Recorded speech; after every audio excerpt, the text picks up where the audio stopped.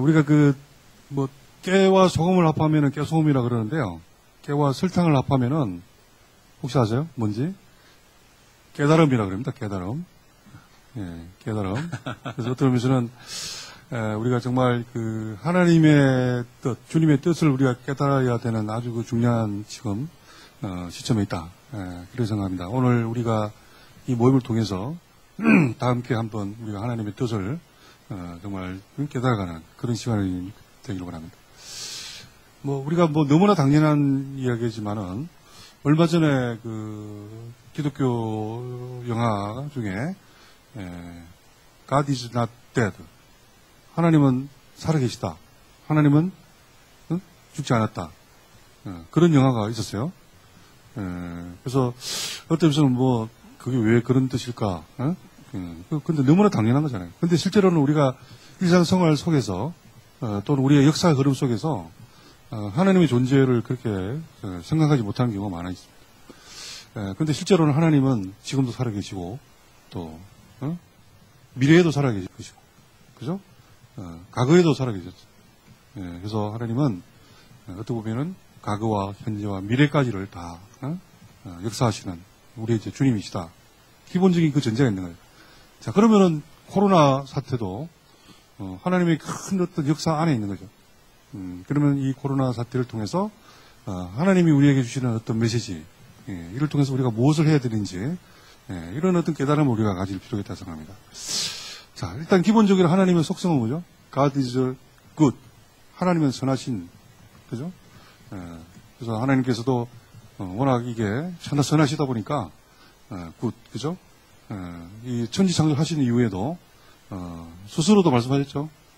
정말 보시기에 심히 very good, 그죠? 정말 보시기에 너무나 좋았더라.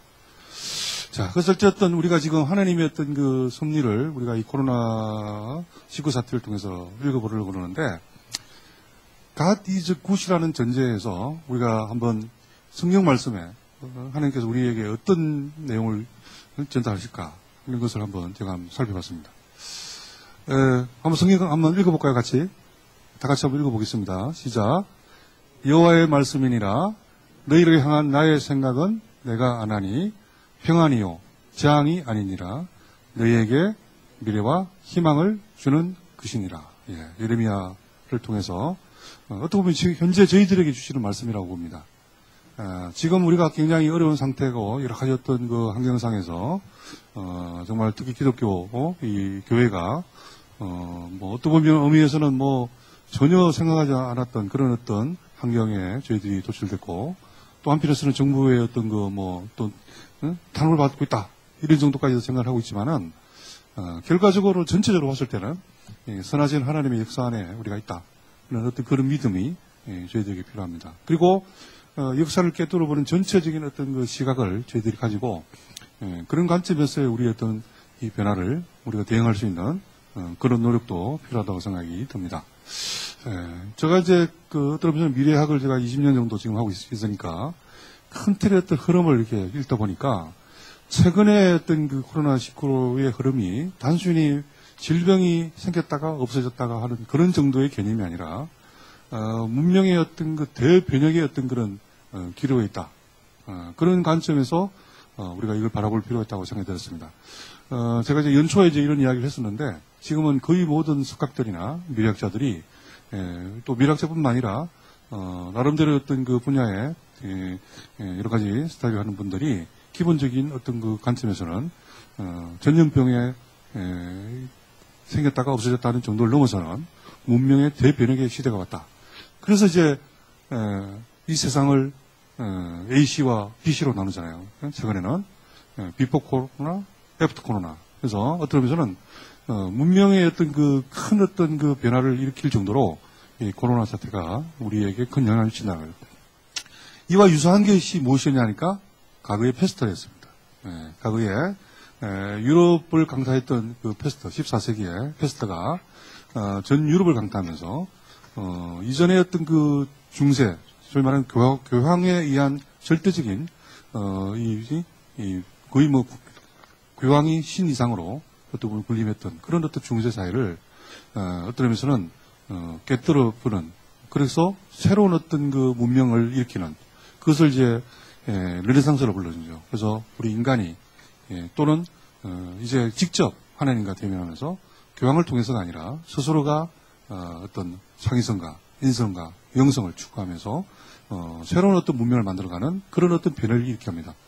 이런 어떤 변혁이 자연스럽게 종교교육으로 연결되고, 그 종교교육을 통해서 저희들이 어떻게 보면은 지금 어떤 기독교적인 그런 종교생활을 하고 있다고 봅니다. 그런데 이와 같은 비슷한 어떤 형태가 현재 코로나19에서 일어나고 있습니다. 코로나19는 어떻게 보면은 패스트보다도 더 광범위한 전 세계를 현재 뒤덮고 있고, 그 영향력도 패스트를 넘어서는 그 정도의 영향력을 모든 곳에서 미치고 있습니다. 더구나 지금 코로나는 우리가 한 4일 전에 WHO에서도 발표했지만 당분간 코로나는 종식될 가능성이 없다고 전문가들은 이야기를 합니다. 그만큼 이 코로나 자체가 앞으로도 우리에게 영향을 미칠 것이고, 어떤 의미에서는 이것을 우리가 어떻게 하나님의 뜻 관점에서 바라보고 우리 교회는 또 어떻게 해야 될 것인가, 이 부분을 바라볼 수 있는 눈이 굉장히 중요합니다. 그래서 기본적으로는 문명의 대변형이라고 봤는데, 문명의 대변형이라고 해서 왜 그러냐면은 이 코로나 이전에 패스트에서도 비슷한 현상이 일어났죠. 조금 전에 말씀드린 것처럼 이 절대적인 권위였던 이 교황에 대한 어떤 권위가 한순간에 무너진 거예요. 교황이 우리를 지켜줄 걸 알고 목숨을 포함해서 모든 걸 다 맡겼는데 교황이 할 수 있는 것이 아무것도 없다는 걸 알게 된 거예요. 그죠? 그러면서 인간 본연의 모습으로 돌아가기 시작한 거예요.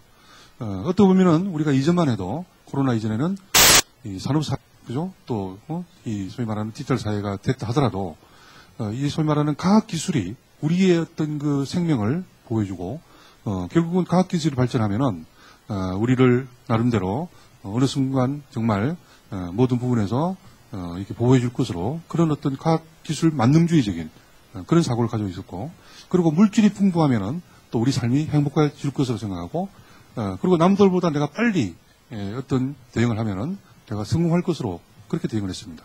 근데 코로나19를 통해서 이 모든 것이 아무것도 아니다 이런 것을 알게 된 거예요. 그야말로 패스트와 같은 어떤 그런 질병 하나도 21세기에도 막지 못하는 그런 과학기술의 힘, 그리고 물질이 아무리 많아도 한순간에 제로가 되는 그런 어떤 상황, 그리고 한순간에 지구가 멈췄죠. 어느 순간에 거의 멈추다시피 모든 생산시설이 멈추다 보니까 오히려 우리 행복이 더 높아지고 지구가 더 깨끗해지고 생활 환경이 더 윤택해질 수 있는 그런 부분의 모습들이 곳곳에서도 보인 겁니다. 부정적인 것도 있었지만 굉장히 긍정적인 변화도 본 거예요. 그러면서 우리 사회가 예전에 가지고 있던 과학기술적인 만능주의, 물질주의, 그리고 어떤 속도 중심주의, 또 말하는 이익을 추구하는 신자유주의적인 이런 부분에 대한 근본적인 회의를 가지고 오고, 이제는 이것을 넘어서는 새로운 형태의 패러다임으로 가야 되겠다. 그래서 오히려 자연, 그리고 인성, 그리고 영성을 추구하는 그런 차원으로의 회귀, 휴머니즘의 회귀.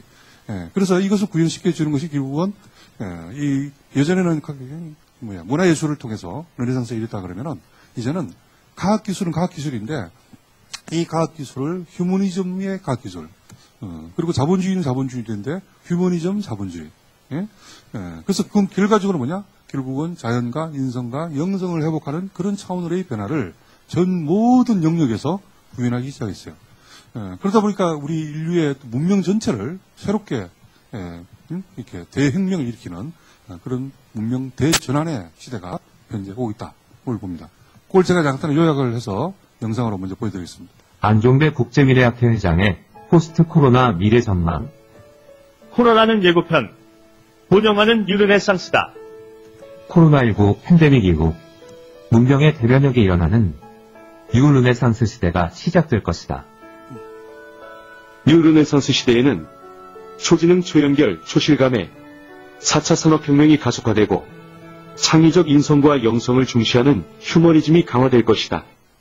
기본적으로는 과학기술이 발전하지만은 그 과학기술이 결국은 우리 휴머니즘을, 그죠? 그리고 우리의 어떤 가치를 구현시켜주는 인류를 정말 생각하는 그런 차원에서 근본적인 변화가 일어나고, 그리고 우리가 추구하는 바가 이제는 자연과 정직을 포함한 인성과 그리고 영성을 추구하는 그런 차원으로의 변화가 근본적으로 현재 일어나고 있답니다. 자, 이런 어떤 큰 변화의 사회에 따라서 크게는 지금 미래 사회와 미래 산업 비즈니스의 핵심적인 어떤 그 역할을 하는 것이 세 가지가 나타났어요. 이 세 가지는 모든 영역에 적용이 됩니다. 그것이 결국 우리 교회하고도 이 여러 가지 차원에서 영향을 주기 시작하는데 그 세 가지가 뭐냐니까 하나는 소위 말하는 언택트라고 하는 영역이었어요. 뭐 지금은 우리가 오늘도 이렇게 예배를 또 우리가 한편에서는 이 모임을 여기서 하게 된 이유도 언택트에 대한 어떤 그런 어떤 환경의 변화 때문에 이런 일이 발생했다고 볼 수 있습니다. 근데 오히려 이것도 잘 활용하면 또 더 좋을 수 있는 거죠. 그래서 어떤 큰 틀에서는 언택트라는 사회적인 큰 변화가 있습니다. 예전보다도 언택트가 엄청난 속도로 가속화되고 있다. 자, 두 번째는 스마트 부분이 모든 영역에 적용이 됩니다. 그 다음에 세 번째는 소위 말하는 인공지능이 이제 우리 삶 곳곳에서 다 적용이 되는. 그래서 그 어떤 영어로 보면은 USA라고 부르는데 이 세 가지 영역이 우리 생활 곳곳에서 드러나고 실질적인 삶 속에서 구현이 됩니다. 스마트도 거의 모든 영역에서 적용이 되죠. 그리고 인공지능은 거의 모든 삶 속에서 활용이 되고 있습니다. 이것도 간단하게 인상 하나 볼게요. 코로나19 이후 산업과 비즈니스의 3대 키워드 USA. 비대면 참여로 현존감을 강화하는 언택트 프레젠스. 모든 비즈니스의 블랙홀인 스마트 플랫폼. 첨단 기술과 감성으로 개인 맞춤인 AI 퍼스널. 미래를 준비하는 자가 성에 이끈다. 네.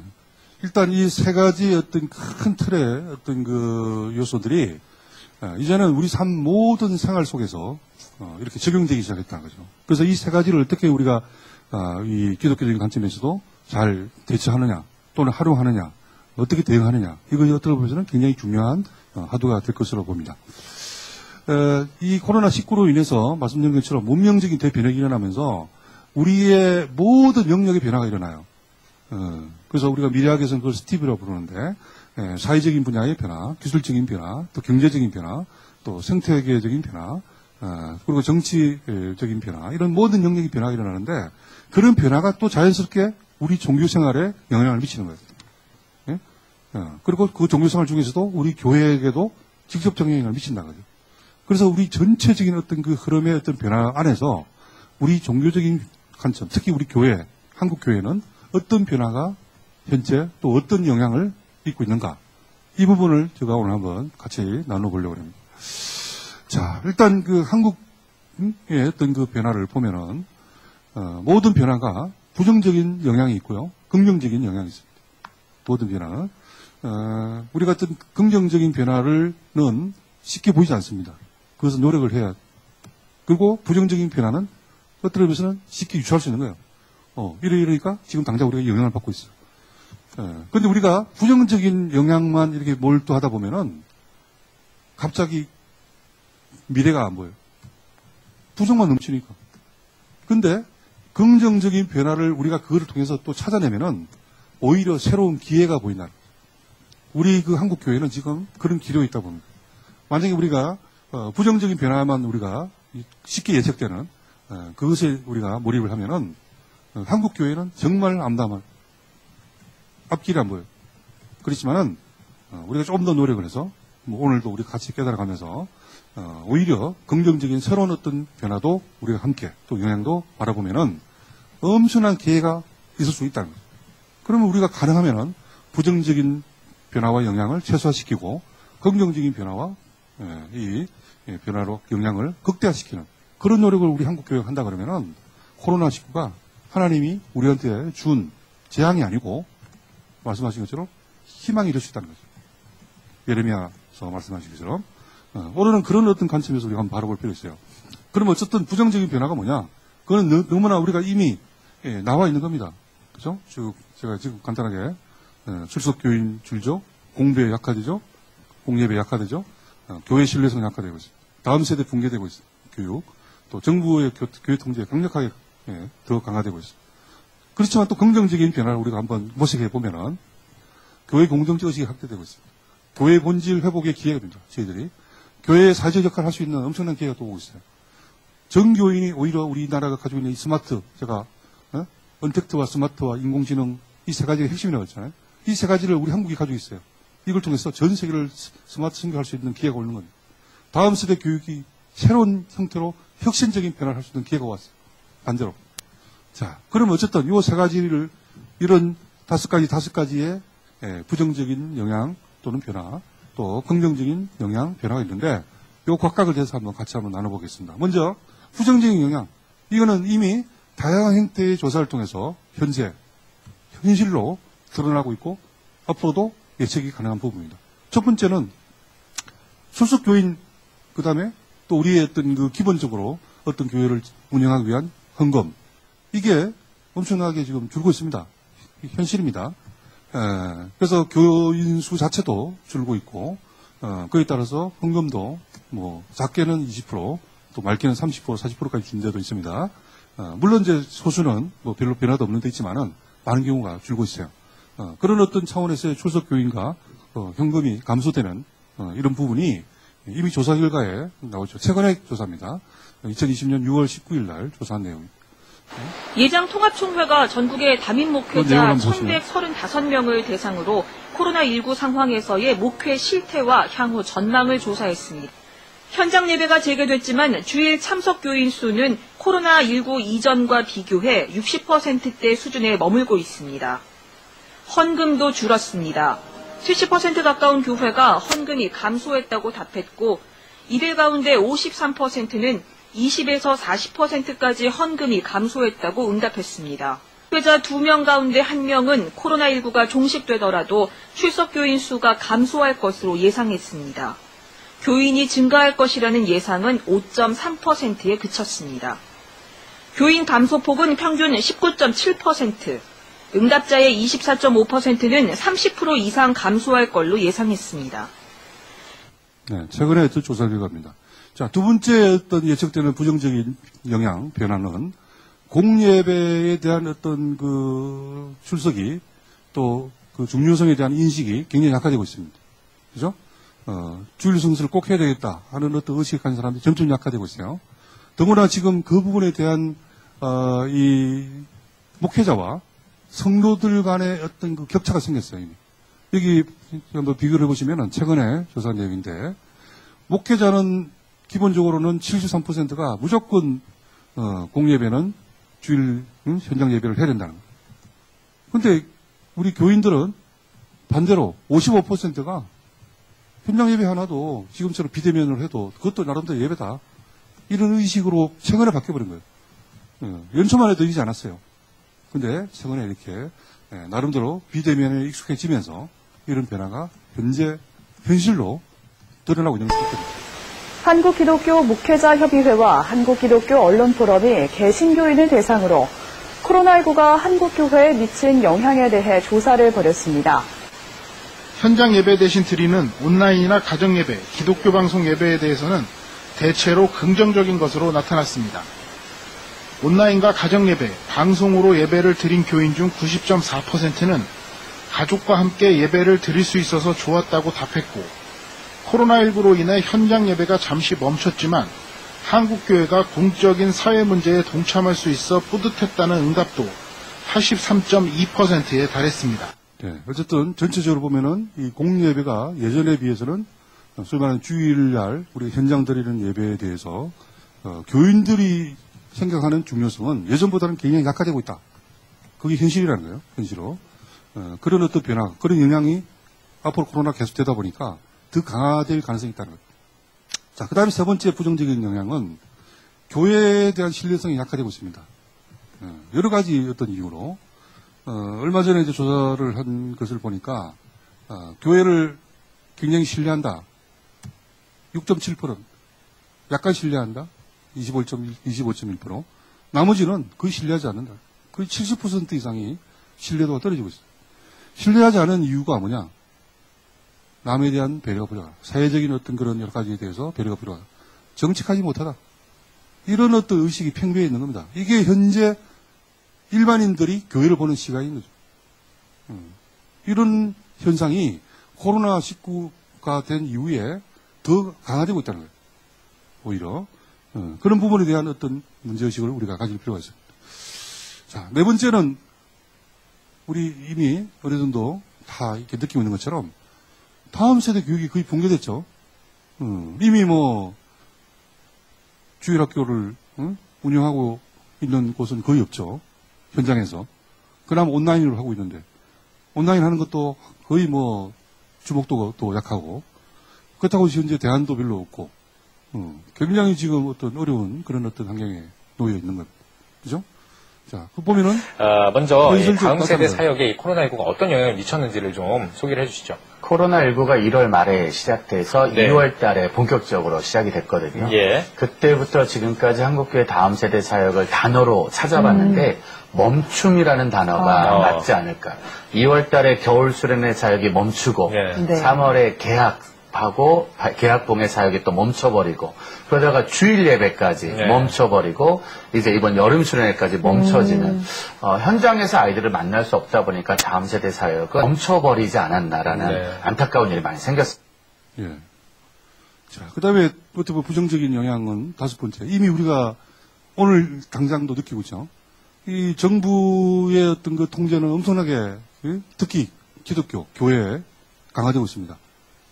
상대적으로. 다른 종교에 비해서도, 또는 다른 기관에 비해서도.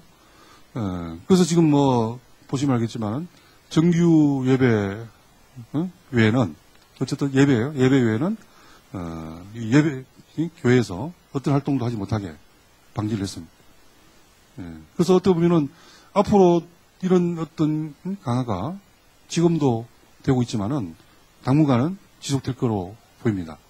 그게 현재 당장 우리에게 영향을 미치고 있는 거죠. 모든 부분에서.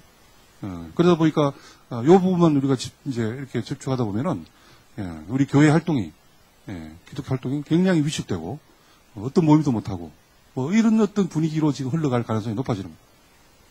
자, 지금 제가 어떻게 보면 부정적인 영향, 또 부정적인 변화는 여러분들도 이미 다 느끼시고, 또 예측이 가능한 부분이에요. 그죠? 이미 다, 현장에서 직접 하면서 다 느끼고 있는 부분입니다. 자, 근데 말씀드린 것처럼 부정적인 영향만 보고 있다 보면은 우리 교회가 정말 이렇게 어떻게 앞으로, 정말 한국 교회가, 정말 앞으로 미래에 어떻게 대응해야 될까.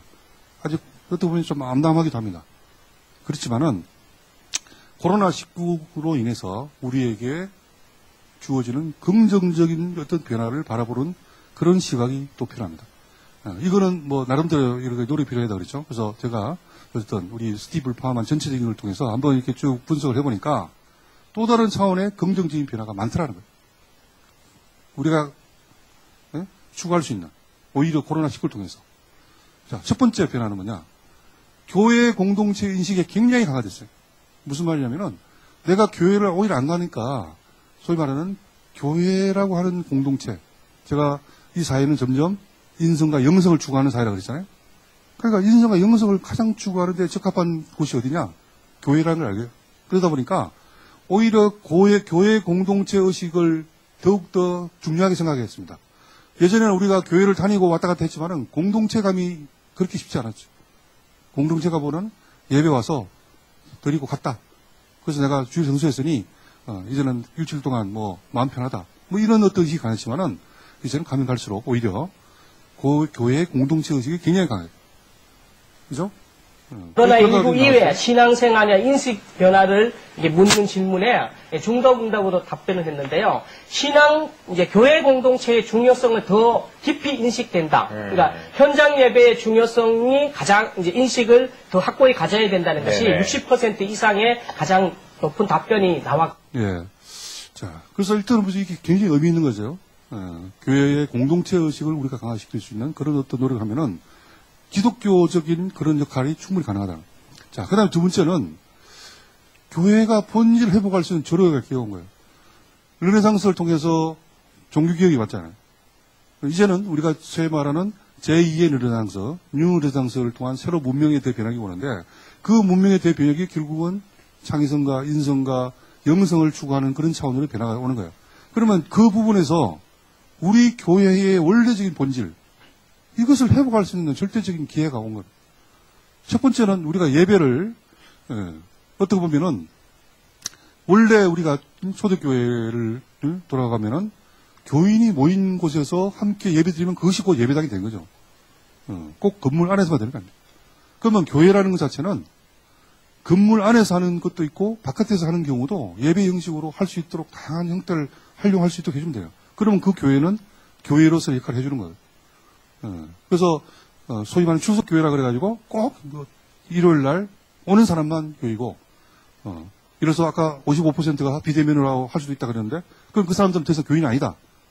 이래 돼버리면은 굉장히 교인이 줄지만은 반대로 그런 분들도 우리가 같이 공동체 의식을 가지고 계속 다양하게 이렇게 모임을 만들면서 해나가면은 반대로 교회가 교인이 늘어날 수도 있어요.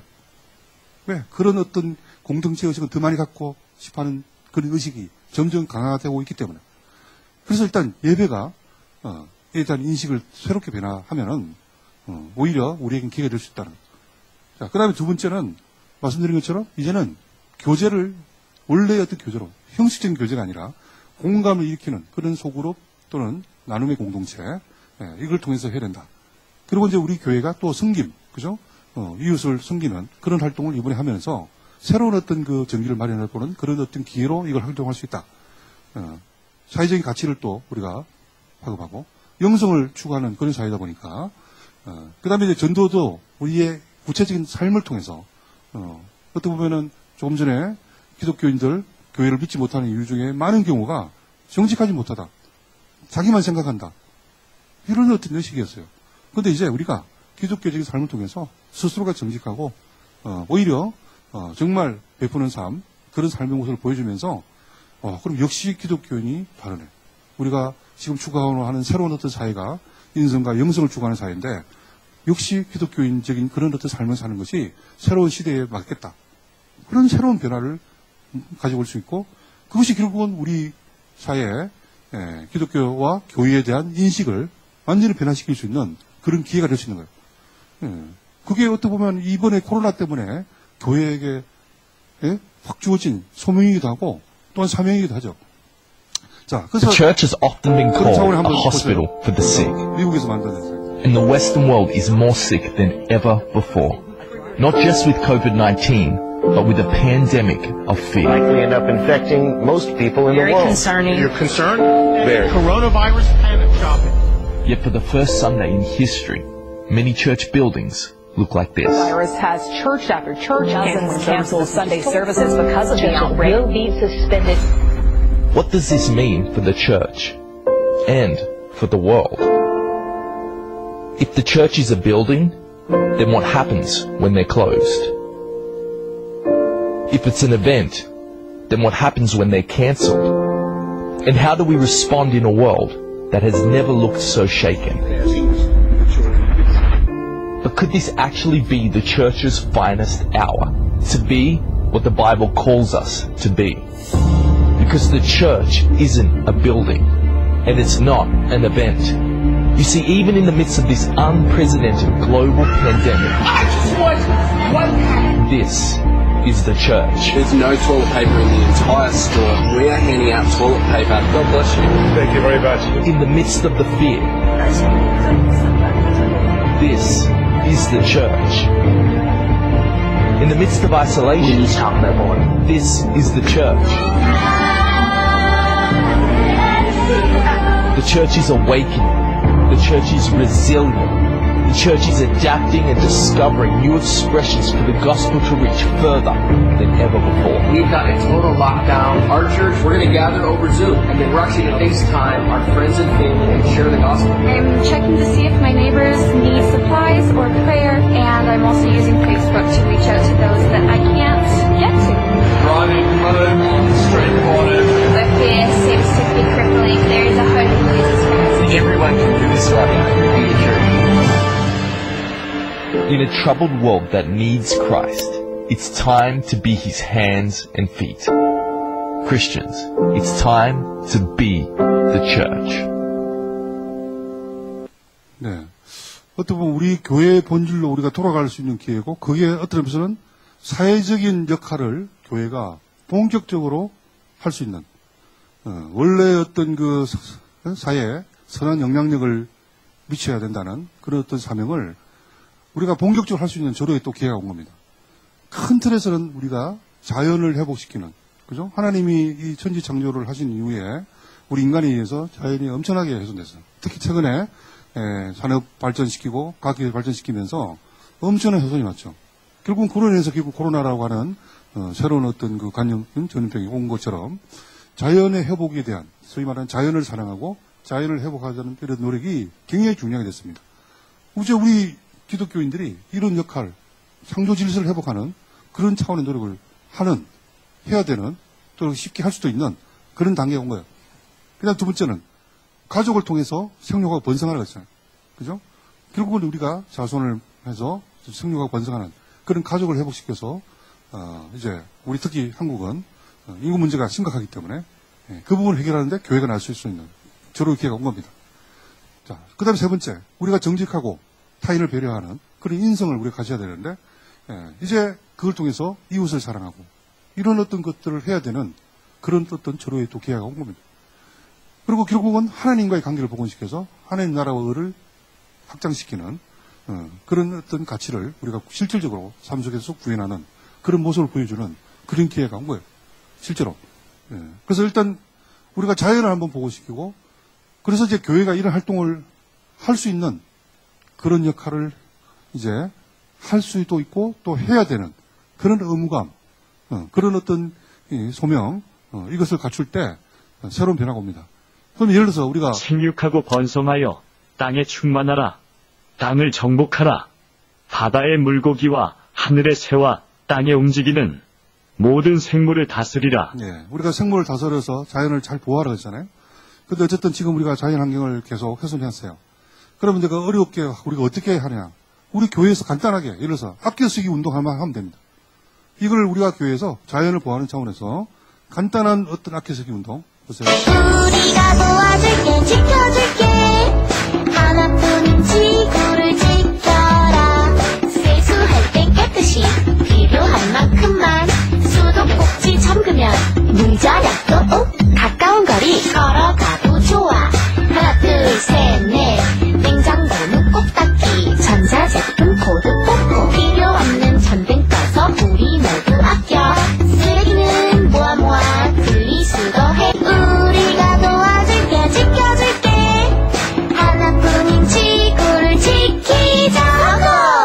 뭐 어렵게 뭐 하는 것이 아니라 우리 기독교가 전체가 간단하게 우리가 정말 아침에 나올 때 안 쓰는 콘센트만 뽑아내도 그게 1년이 모이면은 거의 큰 화력 발전소 하나를 안 돌려도 될 만큼 우리에게 자연보호가 영향을 미치는 거죠. 그래서 우리가 할 수 있는 그런 아끼쓰기 운동부터 예를 한다든지 그렇게 해서 자연을 우리가 이렇게 회복하는데 교회가 앞장서는 그런 노력을 할 필요가 있어요. 그다음에 두 번째는 가족. 우리 하나님께서 우리에게 남자를 주신 이유가 하나님의 형상대로 가정을 이루라고 그러죠. 사람을 창조하시되 남자와 여자를 창조하시고. 그런데 우리나라가 지금 엄청난 지금 위기에 있습니다. 작년에 저희들이 그 통계를 보니까 0.92까지 내려졌어요. 드디어 이제 30만 명이 1년에, 우리가 58세대 때는 110만 명이었습니다. 58년도에는 110명이 신생아 태어났는데 작년에는 30만 명, 0.92까지 늘었어요. 전 세계 지금 1.0 이하로 된 나라는 우리나라밖에 없어요. 2명이 1명 이하로 낳는 나라는. 근데 지금 그게 계속 떨어지고 있어요. 금년에는 코로나 이후에 더 떨어져가지고 결국은 30명 이하로 떨어질 것 같아요. 이러다 보면은 앞으로 5년 정도 지나면은 18만 명 정도가 예측이 되고요. 500년 이후에는 이렇게 추세가 가면은 제로가 됩니다, 인구가. 그럼 우리가 없어지는 거예요. 인구가 없는 나라가 무슨 의미가 있습니까? 결국은 근데 우리는 생육하고 번성해야 될 의무가 있습니다. 우리 기독교인들은. 그래서 우리가 어떻게 보면은 결혼과 출산을 장려하는 그런 활동, 우리 교회에서 적극적으로 하는 그런 노력도 굉장히 중요하다는 거예요. 자, 그 다음에 세 번째, 사회적인 어떤 그런 활동 차원에서 정직하고 타인을 배려하고 서로 협력하는 그런 활동. 그래서 이게 어떻게 보면 정직운동이라든지 오직 위로부터 난 지혜는 타인을 배려하는 첫째 성결하고 다음에 화평하고 관용하고 양순하며 긍휼과 선한 열매가 가득하고 편견과 거짓이 없나니. 그래서 일단 저희들이 다시 한번 정직으로 돌아가는 그런 운동을 저는 해야 된다고 생각해요. 우리부터, 내부터, 교인부터, 기독교인부터, 나부터, 그리고 사회 곳곳에서 정직운동을 뿌리내려. 코로나 사태를 한국 교회와 기독교 또한 한국 사회에 만연한 거짓의 바이러스를 이 정직의 백신으로 깨끗하게 치료해야 한다는 하나님의 강한 경고의 메시지로 받아들이고 있습니다. 하나님 앞에 바로 선다는 코람데오의 정신으로 정직 회복 그리고 정직 실천운동을 전개해 나가야 합니다. 이를 통해서 우리는 하나님의 자녀로서 이 세상의 빛과 소금의 역할을 담당해야 하는 것입니다. 네. 자, 이를 위해서 이제 지금 저희들이 우리 한국 정직운동본부랑 같이 해가지고 금년에 좀 본격적으로 정직 캠페인을 하려고 합니다. 그래서 장관상 10개, 기관장 50개를 포함해서 정직이라는 주제를 가지고 초, 중, 고, 대학교, 일반인, 실버까지 누구나 다 참여하는 그런 정직 UCC 짧은 영상을 만들어서 전국적인 관점에서 우리가 한번 이런 운동을 하면서 교회에서도 이제 나부터 정직하는 그런 관점에서 다양한 형태로 특히 비대면 시대니까 정직 주제로 여러 가지 영상을 만들어서 이렇게 같이 공유하고 또 나누고 또 상도 받고 할 수 있는 그런 운동 이런 것들을 이제 본격적으로 함께 우리 교회다 한국 교회가 같이 하면은 굉장히 정직 운동에도 확산하는 데 도움이 될 거라고 생각합니다. 그 다음에 영성이죠. 영성의 핵심이 너희는 먼저 그의 나라와 그의 의를 구하라. 하는 나라와 의를 구하는 거죠. 이를 위해서는 우리 스스로도 이제는 말씀을 묵상하는 그런 운동, 우리가 말씀을 이제 듣고 또 스스로 묵상할 수 있는 그런 노력을 하면서 결국은 우리가 하나님께로 돌아가고 그러다 보면은 우리가 자연스럽게 하나님 나라와 의를 구인하는 그런 가치관으로 바뀐다. 물질주의적에서 세상주의적인 관점에서 자연스럽게 기독교적인 가치관으로 우리가 바꾸는 그렇게 됐을 때 사회에 기독교인들이 또 교회가 선한 영향력을 미칠 수 있는 그런 사회로 변화가 일어난다. 그리고 이제 다섯 번째 이를 통해서 결국 이제 교회가 회복되죠, 그죠? 교회가 회복되고 그것이 세상의 빛과 소금의 역할을 해 나갈 수 있는 그런 어떤 변화의 기회에 저희들이 지금 이 코로나19를 선한 차원에서 우리가 변화를 모색해 갈 수 있는 그런 기회이기도 하다는 또 그렇게 돼야 되는 소명이기도 하다. 자, 그리고 이제 또 한편에서는 우리가 언택트가 되고 모든 게 스마트가 되고 또 그 안에 인공지능 들어가고 하는 부분이 있는데 이 트렌드는 우리가 막을 수 없습니다. 그건 전 세계적인 트렌드고 말씀드린 것처럼 앞으로 가면 갈수록 확산될 거예요. 그럼 교회가 특히 한국 교회가 그걸 적극 활용할 수 있는 조례의 기회가 온 거예요. 언택트와 스마트, 인공지능이 이미 우리가 가지고 있는 이 스마트폰을 통해서 얼마든지 우리가 활용할 수 있는 내용입니다. 그러면은 이것을 통해서 우리가 비대면으로도 수시로 목회자와 성도들 간의 모임도 하고 모임도 다양하게 활동을 하고 그런 어떤 관점에서 성도들 그리고 우리 모든 교인이 이제는 스마트 선교사 역할을 하는 그런 차원으로의 변화. 그것을 결국되면 우리나라에만 해도 60만 명이 스마트폰을 가지고 있죠. 전 세계는 거의 60억. 엄청난 우리의 자원을 통해서 이 스마트화된 그런 걸 통해서 다양한 어떤 그 선교와 목회의 어떤 그 도구로서 우리가 이걸 활용할 수 있다는 것. 먼저 이 스마트 선교사란 뭔지 그 개념부터 좀 정리해 볼까요, 교수님? 예, 한마디로 말하면은 스마트폰을 도구로 활용해서 전도와 선교를 실천하는 크리스찬이라고 이제 정의할 수 있고요. 구체적으로 말씀드리면은 이제 스마트폰을 활용해서 성경 바이블 공부, 또 여러 가지 그 복음적인 메시지, 또 기독교적인 가치를 가지고 있는 건강한 콘텐츠 이런 것들을 이제 확산하는 그런 역할을 하고 그와 동시에 선교지의 여러 가지 상황이라든지 또 기독교 공동체의 여러 가지 활동들을 영상으로 또 이렇게 만들 수 있도록 또 이렇게 역량을 갖춰서 유튜브를 포함해서 다양한 SNS를 통해서 확산하는 그런 활동을 하는 크리스찬이라고 볼 수 있습니다. 네. 우리는 그렇게 할 수 있는 어떤 여러 가지 인프라가 이미 돼 있어요. 다른 나라는 하고 싶어도 못해요. 그렇지만 우리가 이런 인프라가 있기 때문에 전 교인의 스마트 선교사를 통해는 결국은 우리나라 전체가 하나의 그 새로운 어떤 선교의 그죠? 목회와 선교의 어떤 그 활성화에 엄청난 기여를 할 것으로 생각이 됩니다. 자, 그리고 다섯 번째는 우리 다음 세대 교육을 지금 완전히 죽었다 하지만은 또 한편에서는 다음 세대 교육을 완전히 새로운 형태로 바꿀 수 있는 저런 기회가 왔다 볼 수 있는 거예요. 그냥 아무것도 안 한다, 뭐 못하나 이런 것이 아니라 오히려 역발상을 해서 교육 방법이라든지 모든 시스템 자체를 새로운 어떤 형태로 바꿀 수 있는 저런 기회가 오히려 왔다고도 볼 수 있는 겁니다. 그래서 교회 다음 세대를 향한 신앙교육의 패러다임이 변화해야 될 때입니다. 하나님께서 이번에 또 좋은 기회를 주셨고 또 힘들지만 이걸 통해서 또 새로운 변화, 혁신, 또 그동안 한국교회가 좀 지루했잖아요. 그리고 예배 드리면서 지루하다 하고 형식적으로 예배를 드렸는데 이번에 예배가 이렇게 소중하구나 이런 것도 깨닫고 그래서 다시 한번 힘을 내서 예배도 좀 더 깊이 수준 있게 드리고 그리고 하나님 만나는 영적인 예배 이런 예배를 드릴 수 있게 되기를 바랍니다. 예, 주일학교가 바뀌면은 자연스럽게 우리 학생들 또 다음 세대들은 교회도 오기도 하고 또 교회와 연계되어 있는 다양한 활동을 이제 더 활발하게 하게 되죠. 그러면서 동시에 지금 중요한 거는 이 사회가 말씀드린 것처럼 창의성과 인성과 영성이 중요한 세대가 오고 있어요. 그리고 창의성과 인성과 영성을 갖춘 사람이 미래 시대의 리더가 된다. 그러면 창의성, 인성, 영성은 너무나 기독교적인 가치거든요. 그죠? 그런 것들을 우리 교회에서 다음 세대를 교육할 때 창의성과 인성과 영성을 하나님 말씀과 연계해서 이렇게 향상할 수 있도록 그런 역량을 함양할 수 있도록 만들어 놓으면은 다음 세대들이 결국은 세상에서 리더가 되는 거예요. 교회의 다음 세대들이. 그러면 자연스럽게 다음 세대, 교회의 다음 세대 사역은 활성화될 수밖에 없어요. 교회와 관련한 또는 교회 안으로 모일 수밖에 없습니다. 우리가 40, 50년 전에 했던 것처럼.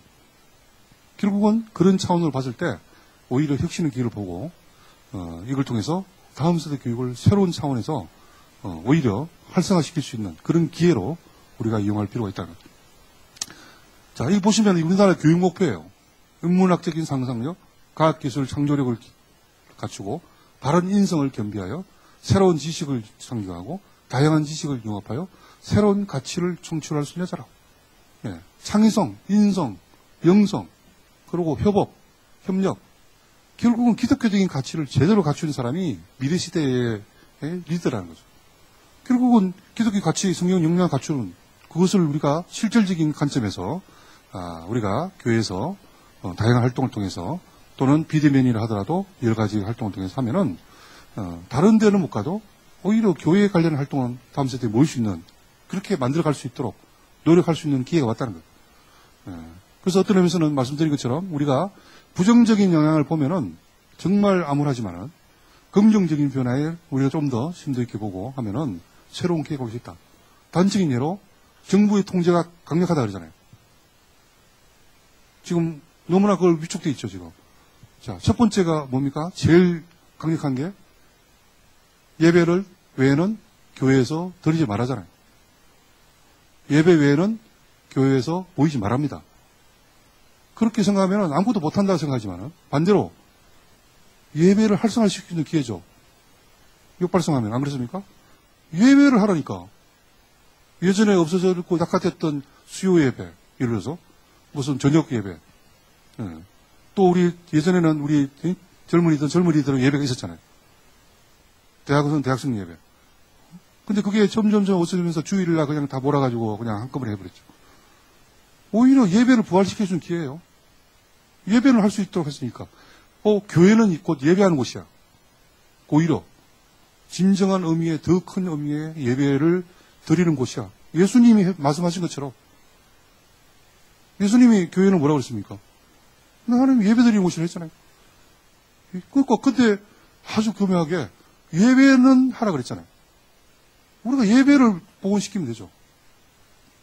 역발상을 해서 오히려. 자, 그리고 교회에서 예배 외에는 다른 모임 하지 말라 그랬잖아요.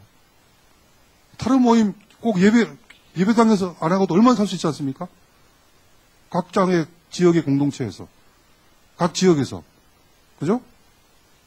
또 젊은이들끼리 모임을 통해서 얼마든지 할 수 있어요. 그것은 뭐라고 하지 않아요. 오히려 그래서 모임을 활성화시킬 수 있는 기회가 온 거예요. 역발상하면은. 꼭 교회에서 뭐 하는 걸 막는다고 해가지고 위축해가지고 아무것도 그것만 바라보면 못하지만은 새로운 어떤 가능성을 보면은 오히려 새롭게 이용할 수 있는 기회가 올 수 있다는 거예요. 그런 어떤 우리의 시각의 변화, 그리고 하나님이 기본적으로 우리한테 주시는 그런 어떤 메시지가 우리가 다시 본질로 돌아가서 꼭 예배든 모든 모임이든 교회에서만 교회 모이고 교회에서만 해야 예배다가 아니라 교인들이 정말 의미 있는 역할을 하고 거기에 교회가 같이 동참할 때 그것이 곧 예배고 그것이 곧 교회 모임이 되는 거죠. 그런 어떤 원래의 어떤 교회 본질로 돌아가고 우리 사회에서 우리 교인들이 제대로 된 그런 역할을 해나가면은 우리 사회에서도 교인들이 다시 한번 신뢰를 회복하고 또 다음 세대는 리더가 되고 우리 교회는 또 교회대로 부흥하고 이렇게 변할 수 있는 절호의 기회가 올 수도 있다는 겁니다. 근데 그것은 그냥 오는 것이 아니라 그런 시각을 가지고 그런 노력을 할 때 오는 거예요. 그죠? 그런 노력을 우리는 교회가 지금 할 때라는 거죠. 오히려 그랬을 때 교회가 살아나고 변화가 되고 다시 한번 하나님께서 우리에게 준 희망, 우리에게 준 미래의 열매를 우리 맺을 수 있다. 그런 생각이 듭니다. 이것은 이제 제가 뭐 지금 시간 관계상 그냥 간단하게 이제 그러면 언택트 시대가 왔으니까 이런 관점에서 언택트 시대 할 때 우리가 그 목회 선교 어떻게 할 것인가에 대한 간단한 제목만 제가 말씀드리겠습니다. 앞으로 언택트가 왔으니까 언택트 목회를 할 수밖에 없어요. 온오프를 연계해서. 그런데 어쨌든 기본적으로는 언택트, 소위 비대면과 대면을 상호 보완 차원으로 할 필요 있다. 그리고 언택트를 하더라도 실시간 위주로 하면 좋겠다. 그리고 가능한 한 교회는 앞으로 언택트 시대라도 나눔 공동체, 자그마한 그런 모임을 활성화시키면 좋겠다. 그리고 다시 말씀드린 대로 전 교인을 언택트 스마트 선교사로 양성할 필요가 있다. 그런 내용입니다. 상호 보완하고 다양하게 이미 그렇게 해서 여러 가지 활동하고 있어요. 그리고 양방향으로 가능한 한 실시간으로 할 필요가 있다. 그런 노력을 할 필요가 있다는 겁니다. 그리고 목회 선교를 이렇게 하면서도 나눔 선교 이런 관점에서 해나가고 같이 여러 가지 지역 나눔도 하고 여기 이제 사랑 나눔 7운동이라고 세종원교회에서 하고 있더라고요. 그래서 지역 사랑 뭐 또 포함해서 다양한 형태의 나눔 사랑 이런 것들을 구체적으로 구현할 때 사회에서 굉장히 존경받는 그런 어떤 교회 역할을 할 수 있는 거죠. 그리고 말씀드린 것처럼 스마트 시대가 이미 왔기 때문에 이런 스마트 선교사. 근데 이 스마트라는 뜻은 굉장히 또 의미 있는 것이 인텔리전트라는 뜻도 있지만은 클린이라는 뜻이 있어요. 하나님께서 예수님께서 말씀하신 것처럼 뱀처럼 지혜롭고 비둘기처럼 순결하는 것처럼 우리가 이걸 독을 잘 이용해서 하나님의 메시지와 나는 나를 확정을 위한 기독교적인 가치를 함께 나누는 그러면서 공동체를 또 강화시켜주는 그런 툴로서 충분히 우리가 스마트 선교를 하면은 그렇게 양성이 된다는 거예요. 자, 여러분 무엇이 보일까요? 자, 무엇이 보입니까? 점이 보이죠. 실제로는 점이지만은 99.99%는 여백이잖아요. 그죠? 말씀드린 것처럼 우리가 이런 그 코로나19에 의해서 변화하는 특히 여러 가지 사회적인 변화도 있지만 우리 기독교 또는 교회에서의 그 영향력 또는 변화를 보면은 부정적인 변화는 너무나 쉽게 보여요. 이렇게. 너무나 눈에 보입니다. 지금. 당장 닥치고 있으니까. 근데 거기에 매몰되어 있으면 아무것도 못해요. 근데 눈을 확 떠버리면은 얼마든지 여백에 우리가 추구하는 걸 할 수 있죠. 여러분들이. 기독교적인 가치, 기독교 하나님의 나라를 확장을 위해서 할 수 있는 게 엄청나게 많아요. 제가 조금 전에 쭉 설명드린 것도 그 중에 몇 가지 예일 뿐이에요. 실제로. 오히려 그래서 우리는 그런 시각의 변화가 필요하다는 거예요. 그래서 저는 우리 교회가 포함해서 앞으로 미래사회를 대비할 때 차차차 전략이 중요하다고 봅니다. 차차차 전략이 뭐냐? 첫 번째, 체인지. 미래 변화를 우리가 정확하게 예측할 필요 있어요. 부정적인 변화도 예측하지만은 긍정적인 변화도 스스로가 예측하고 그것을 모색해야 된다고 하죠. 그래서 부정적인 변화는 최소화시키는 노력을 하고 긍정적인 변화를 극대화시키려는 그런 자세가 필요합니다. 그래서 그 긍정적인 변화를 극대화시키는 그런 노력을 통해서 바람직한 미래를 우리가 도전하는 그런 챌린지 역할을 해야 되죠. 그리고 이것을 구현하기 위한 구체적인 계획, 실질적인 미래 전략 이것을 만들어내서 오히려 남이 보면은 위기죠. 일반인들 봤을 때도 교회가 굉장히 위기다가 다 보고 있어요. 지금. 그렇지만은 우리가 그것을 오히려 기회로 만들어가는 하나님 나라를 확장하고 기독교적인 본질을 그죠? 교회의 본질을 회복시키고 그러면서 자연스럽게 한국 교회가 전 세계 선교의 중심지에 서면서 한국 교회도 부흥하는 새로운 기회로 우리가 만들 수 있다는 거죠. 그런 노력을 우리가 해야 될 그런 시점에 왔다. 저는 그렇게 이제 생각이 들고 그런 노력을 우리 모든 교인, 특히 우리 목회자님들이 해야 된다고 저는 생각을 합니다. 자, 굿의 관계입니다. 제가 God is good이라고 그랬잖아요, 처음에. 하나님은 선하시다. 자, 근데 굿에서 갓을 빼니까 아무것도 없죠. 그죠? 세상에 선하다 하더라도 결국은 갓을 빼면 아무것도 아니고.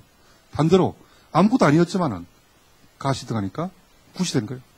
예, 그래서 결국은 우리가 하나님의 어떤 선하신 의지를 우리가 믿고 이를 통해서 우리의 어떤 하나님의 뜻을 깨달아서 하나님 나라와 확장, 의를 확장하는 그런 노력, 이걸 통해서 결국은 하나님 지으신 모든 것이 다시 한번 선하게 작동되는 그런 어떤 그 사회로 우리가 만들어가는데 교회가 앞장설 수 있는 그런 기회로 우리가 이 코로나19를 바라보고 또 그런 노력을 해야 된다고 저는 생각을 하면서 오늘 제 강의를 마치도록 하겠습니다. 감사합니다.